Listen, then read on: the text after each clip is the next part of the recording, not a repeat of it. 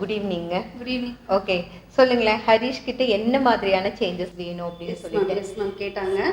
அவர்கிட்ட இருக்கிற பயம் போகணும், ஃபர்ஸ்ட் அவரோட கான்சென்ட்ரேஷன் இம்ப்ரூவ் ஆகணும். இந்த ரெண்டு விஷயங்கள் தான் மெயினா நான் அவர்கிட்ட எதிர்பார்த்தது. எவ்வளவு நாளுக்கு அப்புறம் பாத்தீங்க கிளாஸ்? எனக்கு அந்த 2 வீக்ஸ் அந்த ஃபர்ஸ்ட் கிளாஸ் அட்டெண்ட் பண்ணாங்க. அதுக்கப்புறம் இந்த செகண்ட் வீக் போயிட்டு வந்ததுக்கு அப்புறமாவே பாத்தீங்கன்னா அந்த சேஞ்சஸ் என்ன சேஞ்ச் முதல்ல பாத்தீங்க? ஸ்ரீமதி வந்து முதல்ல கான்ஃபிடென்ட் லெவல் ரொம்ப கம்மியா இருப்பா. ஓகே, பயப்படுவா, எதை எடுத்தாலும் ரொம்ப பயப்படுவா. பட் இப்போ வந்து பாத்தீங்கன்னா டியா கோர்ஸ்ல நான் சேர்த்து விட்ட பின்னாடி அவளுக்கு கான்ஃபிடென்ட் லெவல் ரொம்ப இன்க்ரீஸ் ஆயிருக்கு. ஸோ அகாடமிக் சைடில் உங்களுக்கு இம்ப்ரூவ்மெண்ட் அதிகமாக தெரியுதா, பிஹேவியர் சைடில் தெரியுதா? ரெண்டுலையுமே தெரியுது. ரெண்டுலையுமே சைடு பார்த்தீங்கன்னா எல்டர்ஸ்க்கு இப்போ ரொம்ப ரெஸ்பெக்ட் கொடுக்குறோம். அந்த ரெஸ்பெக்ட் கொடுக்கறது, யாராவது பார்த்தா அந்த வணக்கம் சொல்றது, அது வந்து it was amazing for me. ஏன்னா நம்ம எவ்வளோ தடவை சொல்லியிருக்கோம், வந்தா யாராவது வீட்டுக்கு வந்தா க்ரீட் பண்ண அப்படின்னு சொல்லிட்டு. But he was not doing it. ஆனா அதே கிளாஸ் போயிட்டு வந்ததுக்கு அப்புறம் பாத்தீங்கன்னா he was doing it.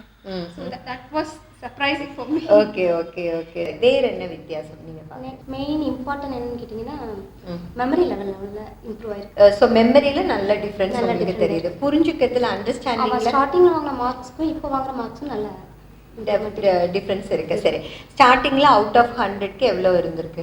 First வந்து நார்மலா இருப்பா மேம், ஒரு 60 50 இந்த ரேஞ்சில தான் மார்க்ஸ் எடுப்பா. பட் இப்போ வந்து 80க்கு மேல தான் எல்லாமே 90 80 அந்த மாதிரி நல்ல மார்க்ஸ் எடுக்கிறா. Very good. சோ ஹரிஷ் நீங்க கிளாஸ்ல போடுறதுக்கு காரணமா இருந்த விஷயம் என்ன? Main thing is concentration. அது கம்மியா இருந்தது. அதாவது ஹீல் சிட் ஃபார் 5 5 மினிட்ஸ் தான் கான்சென்ட்ரேட் பண்ணி படிப்பான். அதுக்கப்புறம் நீங்க என்ன பண்ணாலும் ஹீல் நாட் சிட். அதுக்கப்புறம் உட்கார வைக்க முடியாது ஹரிஷ். பட் அது கிளாஸுக்கு அப்புறமா உட்கார்ந்து படிக்க ஆரம்பிச்சான். ஹேண்ட் ரைட்டிங் எப்படி இருக்கு? ஹேண்ட் ரைட்டிங் இம்ப்ரூவ் ஆயிருக்கு. அவன் வந்து ஏதாவது ஒரு ஒர்க் இப்போ முன்னாடிலாம் வந்து பாத்தீங்கன்னா ஒரு சின்ன சின்ன விஷயங்களுக்கு கூட ரொம்ப அப்செட் ஆயிடுவா. அவளால பண்ண முடியல. ஒரு சம் போடுறான்னு வச்சுக்கோங்களேன், அந்த சம் வந்து சரியா வரலைன்னா உடனே அழுதுருவா, அடுத்த ஸ்டெப் எதுவுமே மூவ் பண்ண மாட்டான். அந்த மாதிரி இருப்பா. இப்ப அந்த மாதிரி இல்ல, என்னால முடியும், நான் ட்ரை பண்ணுவேன். அந்த ட்ரைன்ற வேர்டே இப்பதான் மேம் வந்திருக்கு. ரொம்ப சேஞ்சஸ் மேம், நிறைய சேஞ்சஸ் இருக்கு. ரொம்ப ஹாப்பியா இருக்கா மேம். ஓகே, அது இல்லாம வேற என்னென்ன சேஞ்சஸ் நீங்க பாத்தீங்க? இல்ல, ஒரு இதை படிக்கணும் அப்படின்னா அந்த டைம், அந்த எடுத்துக்கிற டைம் வந்து முன்னாடி வந்து ரொம்ப ஜாஸ்தியா இருந்தது, இப்ப கம்மியா இருக்கு. ஓகே, சோ அத கம்மி டைம்ல சீக்கிரம் படிச்சு முடிச்சிடுற அப்படின்னு சொல்றீங்க. ஓகே, ஸோ பிஹேவியர் சைடும் சேஞ்சஸ் கிடைச்சிருக்கு, அகாடமிக் சைடும் சேஞ்சஸ் கிடைச்சிருக்கு. ஃபர்ஸ்ட் நான் டியா கோர்ஸ் போகிறதுக்கு முன்னாடி எப்பவுமே அனிமல்ஸ் பார்த்து எனக்கு பயமா இருக்கும். அப்போ சில பேர் அனிமல்ஸ் அடிப்பாங்க, நான் சும்மா இருந்துருவேன். சரி அடிக்கட்டும் எனக்கு என்ன அப்படின்னு சொல்லி விட்டுருவேன். ஆனா இப்ப அனிமல்ஸ் அடிக்கும் போது தட்டி கேட்கணும். சோ வேற என்ன பிஹேவியர் சேஞ்சஸ் நீங்க பாத்தீங்க?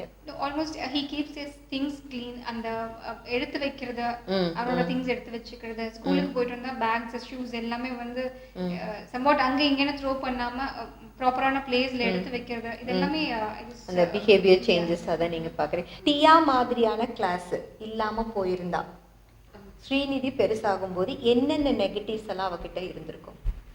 கண்டிப்பா அந்த பயம்ன்றது அவட்ட இருந்துட்டே இருந்திருக்கும்.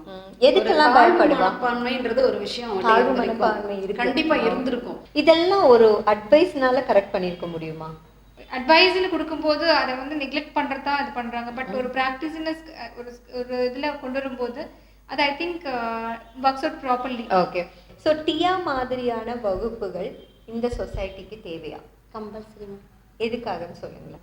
தி திங் இஸ் லைக் ஆக்சுவலாக ஒவ்வொரு சைல்டுக்கும் நம்ம இம்ப்ரூவ்மெண்ட்ஸ் வேணும்னு நினைக்கிறேன். அதாவது என்னோட பையன், என்னோட குழந்தை வந்து எல்லாத்துலேயும் டாப்பாக வரணும் அப்படின்னு நினைக்கிற பேரண்ட்ஸ் வந்து first everything they have to put in டியா class. That is what I advise parents. The thing is நம்ம எல்லாமே வேணும்னு நினைக்கிறோம், ஆனால் அந்த குழந்தைக்கு ஒரு பாத்வே நம்ம தான் கிரியேட் பண்ணிக்கிறோம். As a parent it is our duty to create a path.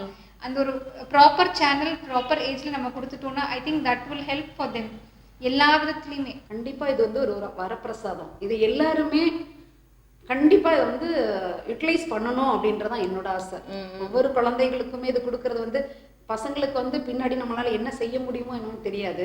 But நம்மளா ஒரு பேரண்டா குழந்தைகளுக்கு வந்து ஒரு கொடுக்க முடியாத ஒரு பெரிய பொக்கிஷனா அது இதா தான் இருக்கணும். இது கண்டிப்பா கொடுத்தோம்னா கேரக்டர் வைஸா இருக்கட்டும், அவங்களோட ஸ்டடி வைஸா இருக்கட்டும், எல்லாமே வந்து நல்ல இம்ப்ரூவ்மெண்ட் இருக்கு. அதை வந்து ஒவ்வொருத்தருமே அனுபவிக்கணும். நாம் பெற்ற இன்பம் பெருகை, ஒரே வார்த்தையில சொல்லணும்.